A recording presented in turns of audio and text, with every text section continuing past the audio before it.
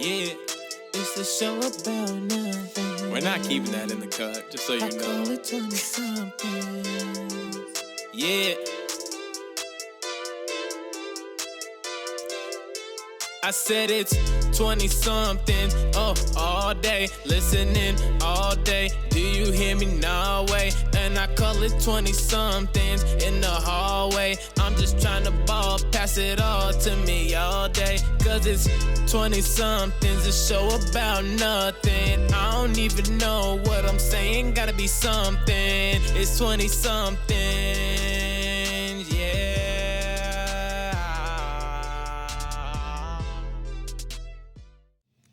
Hey everyone, welcome back to 20SomethingsTV. I'm Danielle Farrell. I'm Jack Geronimo. I'm Chris Anderson. I'm Alex Geronimo. And today's first topic is going to be Pence. Everyone knows Mike Pence. He used a private email while being Indiana's governor. Does anyone know any information about this? Alex knows quite a bit about it. Yeah, so I did a little research. Well, the biggest point on the fact is, everybody's comparing it to the Hillary Clinton email scandal. Yeah. And they're like, oh, is it the same thing? And the first thing is, well, if it's the same thing, then nothing's going to happen because nothing happened to Hillary. Sure. Yeah. But there are some major differences between the two. On Hillary Clinton, first of all, didn't use a private email. She used a private email server. This is hardware that they had to buy and set up and establish. This isn't like creating an AOL email account, because that's what Mike Pence did. Second of all, 33,000 classified emails. Oh no, they weren't classified. She just thought it stood for something else. What did she say it stood for? She said the C stood for something else. Oh, I don't know about that. But Wipe the servers. What do you mean, with the claw? that was funny. Yeah, no, that was... But the big thing is people are trying to compare it, and Pence was a governor, not Secretary of State. They weren't classifying emails. It wasn't on a private server. It was just on a personal email. And I don't know. People are really blowing it out of proportions. But there is a sense of hypocrisy. Trump went after Hillary the entire campaign about the email scandal, just to come out and find that Pence did something similar. He did something similar, and there's quite the uproar about that. I would also like to point out that, so a big problem with Hillary was that what she did was illegal, having like a private in the state she was in, but it is legal in Indiana to have your own private email and work on stuff through that. I'm just gonna state that. Right. All right. There we have it. Yes, there's the laws for that. But there is a big hypocrisy with this. Oh, definitely. And there's a big problem in my mind is that he was also dealing with government FBI reports using this email. And it wasn't as safe and secure as a government email. Having a private one, that's really dangerous to have working on FBI stuff. Using your own email. I agree with you. It's like nobody should be using their private email or private email server for anything, anytime. Just don't do it. Yeah. Right. I heard that the reason that everything got leaked from his email was because he got a virus from one of the emails. Like, it's not, nobody hacked him, he just got a virus. Right, but see, he That's didn't what I have heard. he has like a little AOL account. Yeah. And apparently he got AOL. another one too. He made another one, which is like a boss move, but.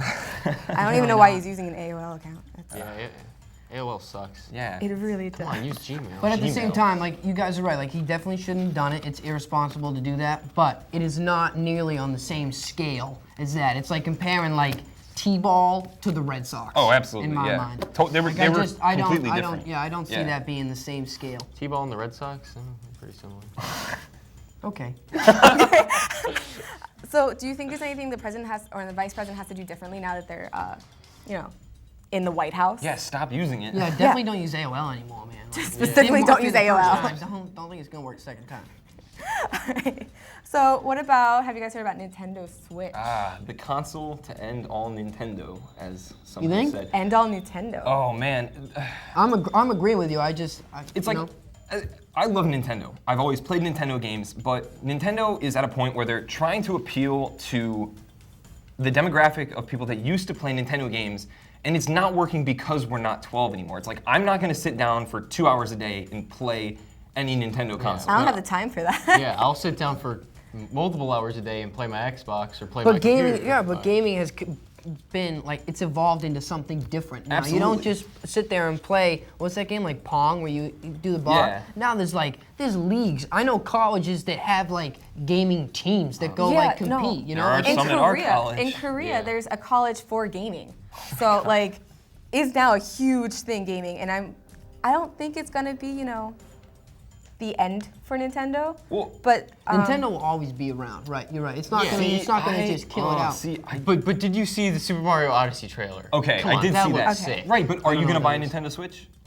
Maybe. But actually, a lot of people are buying Nintendo Switch, and that comes on to like another problem that Amazon has been struggling with their shipments, and like apparently it's more of issues with inventory according to Amazon, and not really like no one's buying. A lot of people are buying it, and no one's getting it on their on their doorsteps. The biggest problem with Nintendo, and it's why they've been falling behind in the last couple of years, is because you have things like you have Xbox, you have PlayStation, you have PC, and the people who make games for these consoles aren't primarily Xbox and PlayStation. Yeah. They're all these different third-party companies who put all their time and effort into making these games. Whereas when you have a console like the Wii U come out or the Nintendo Switch, the majority of the games coming out for these consoles are the games made by Nintendo themselves. Like there's not a whole lot going for it. It's like if I'm going to be playing, and like I'm not saying that there are companies that don't make games for these Nintendo consoles, but like these consoles aren't built to play games like the Xbox and the PlayStation. Like, if you're buying the Wii U, you're buying the Wii U for the new Super Mario Bros. You're buying the that Wii doesn't U go for for the everybody. Smash Bros. Like,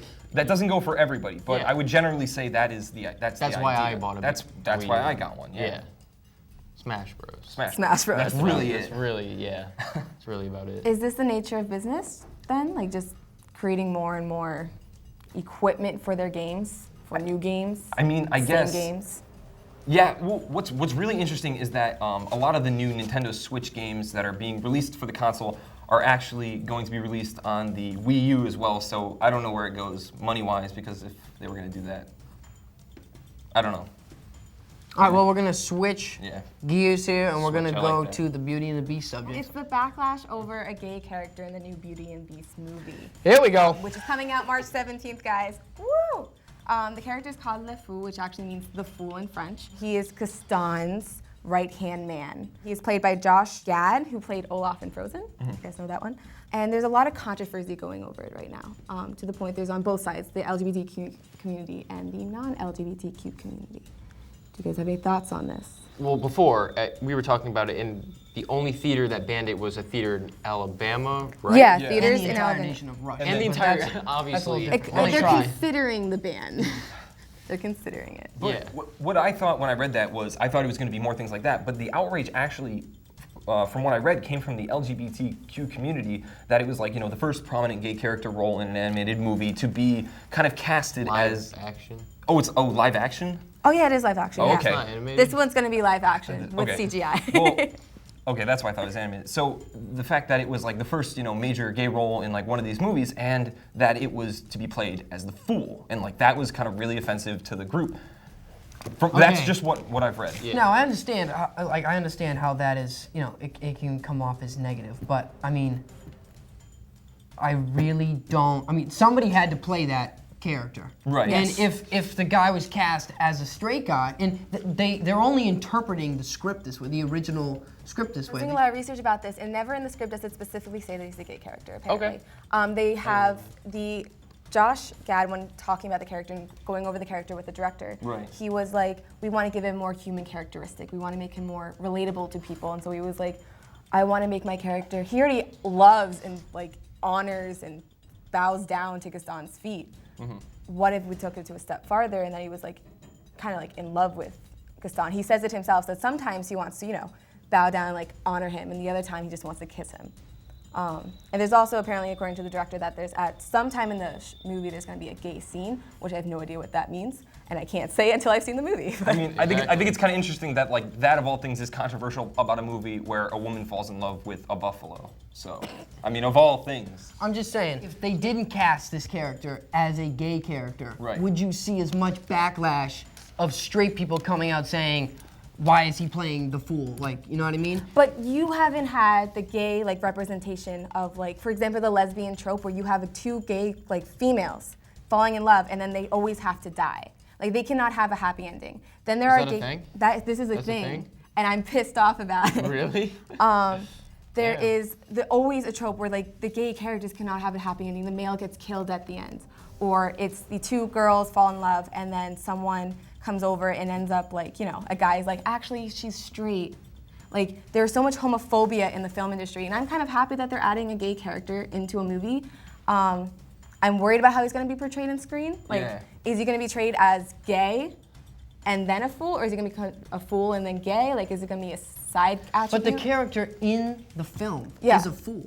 Yeah. And it can be interpreted as gay. So it's not like they're saying, oh, we want to cast a gay character, let's make it the fool. But it's not- They're saying this character can be portrayed in the script as being gay, so we're going to cast him as being gay. That's possible. So can Lumiere and the Clocksworth be like gay? I'm pretty sure half my yeah. friends were expecting the candlestick and the clock. Oh. They were expecting them to be the gay couple. It's not the idea that because he's a fool and he's gay that there's an outrage. It's like the idea that maybe finally we'd be able to see like a very prominent and a very outspoken Yeah. gay figure in a movie, and then the fact that he also has to play the fool and the one who suckers up to the villain is probably disheartening for probably the LGBTQ It community. is. All right, so we clearly have all different opinions on this, but that's a great way to end it. Yeah. All right, everyone, that was 20-somethings TV. Come back next week. Bye-bye. 20-something, all day, listening all day. Do you hear me now? Way, and I call it 20-somethings in the hallway. I'm just trying to ball, pass it all to me all day. Cause it's 20-somethings, a show about nothing.